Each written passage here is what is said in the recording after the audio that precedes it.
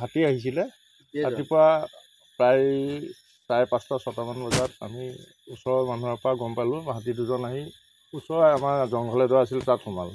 তাত ফৰেষ্টৰ আহিল, আমাৰ থানাও মানুহ আহিল, আহি চাই চিতি গ'ল। ফৰেষ্টৰ কিন্তু 7টামান বজালৈকে আছিলে, আহি 7টা বজাত লগ কৰি গ'ল যে আপোনালোক অলপ সাৱধান থাকক, হাতী আহিব পাৰে, আকৌ আমি আহিম খবৰ দিব। কিন্তু এতিয়া খবৰ দিয়া হ'ল কিন্তু অহা নাই।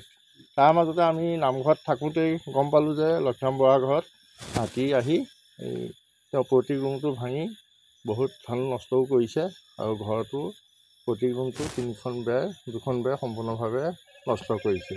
সেই বিষয়ে আমি চাৰ্কুলৰ অফিচাৰটো জনাইছোঁ। আমাৰ যি চাৰ্কুল দায়িত্বত থকা চক্ৰ বিষয়া চামগুৰি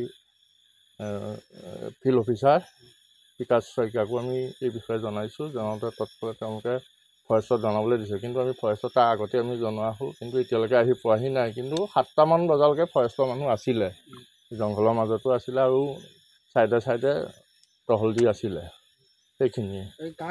যাৰ ঘৰত ক্ষতি কৰিছে তেখেতৰ নামটো কি? সি লক্ষ্মণ বৰা, পিতা ভূৰাম বৰা, তেখেতৰ আমাৰ বৰঙাতলী হালগাঁৱত ঘৰ। এইটোৱেই ঘৰ। তেওঁ ধান ভাঙি খাই গ'ল। ধান ধৰি একেবাৰে জংঘলৰ মাজলৈকে ধান এতিয়া বুটলি অনা হৈছে। অলপ 1 মোনমান ধান অনা হ'ল, বাকীখিনি তাতে পথাৰতে পৰি আছে। ঠাইটুকুৰাৰ নাম কি? বৰঙাতলী হালগাঁও। কি হৈছিল খুৰা? আজি পুৱা প্ৰায় 5টামান বজাতে দুজন আহিছে আমাৰ খেতিৰ কিনাৰেদি গৈ প্ৰায় এক ফালংমান আঁতৰত এখন জংঘলত সোমাই আছিল আৰু ফৰেষ্টৰ মানুহ আহিলে কিন্তু উলিয়াব নোৱাৰিলে। এতিয়া সন্ধ্যা আকৌ আহি পেলাই আমাৰ ঘৰৰ পৈতৃকত আছিল ধান আৰু সৰিয়হ, চাউল ইত্যাদি বহুত আছিল আৰু গোটেই ৰুমটো ভাঙি পেলাই সেইখিনি খাই থৈ গুচি গৈছে। কেইজন হাতী আছিল?